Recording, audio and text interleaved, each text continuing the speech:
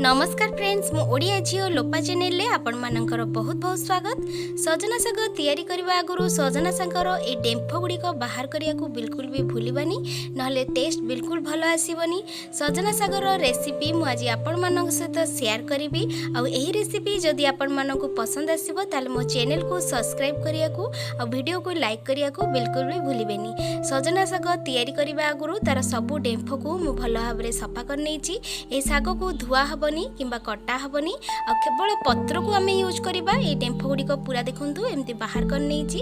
एबे चलंतु recipe start करबा। सजना सागर तरकारी जोथरे कि मु आलू बैगण आ जन्ही देकी ए तरकारी तैयारी करबी। प्रथमे गोटे कढ़ई को भलो भाबरे गरम करनेली। गरम कढ़ई रे अल्प टिके सोरिष तेल तापरे फुटण देली। सोरिष तेल जेतले पूरा भलो भाबरे गरम हो गला फुटण को पकई नेली। जन्ही आलू बैगण मुठी काटिकी रखीची आ भलो भाबरे धोई मध्य नेची गरम तेल रे पकई नउची।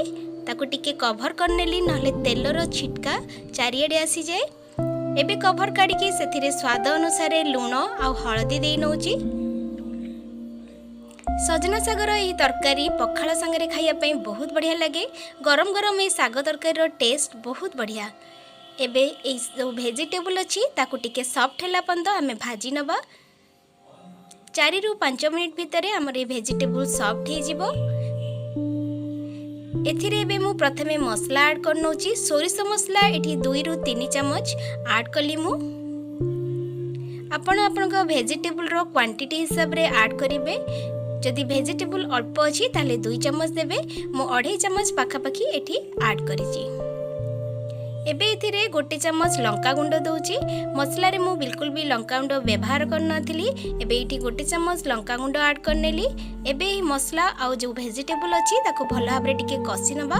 एथिरे अल्प टिके 1 चम्मच पाखापाखी पानी ऐड कर नउछि जदर हमर मसलाटी तळ आडू लागिबनी।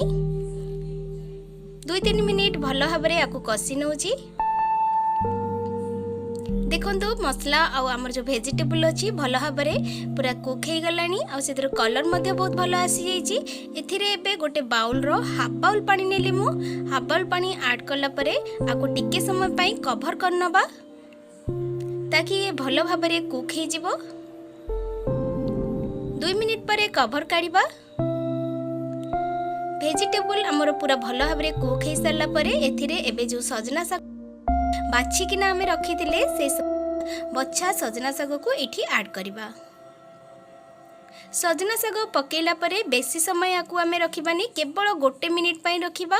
1 मिनिट रे साग भलो भाबरे कुक हे जाए। केवल पत्र अछि आ जदि आमे आकु बेसी समय कुक करिबा एटा राया लागिबो, बिल्कुल भी भलो टेस्ट आसीबनी।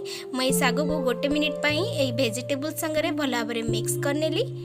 बस तापरे मु गैस को ऑफ करनेली। देखो 1 मिनिट रे ही साग आमर बहुत बढ़िया भाव मिक्स हो गला आ कुक मध्य हो जाइए। एबे आकु आमे गोटे सर्विंग प्लेट को काढ़ी नबा आकु पखाल संगे एंजॉय करबा। तेबे केमिति लागिला मोर एही रेसिपी निश्चित भाव में कमेंट बॉक्स रे कमेंट करी शेयर करंतु। आ जदि आमर ए ओडिया ट्रेडिशनल सजना साग तरकारी आपण मानकु भलो लागिछि वीडियो को लाइक आ मो चैनल को सब्सक्राइब करिया को बिल्कुल भी भूलिबेनी। तेबे रहिली नमस्कार। पुणी देखाबो मो ओडिया झियो लोपा चैनल रे।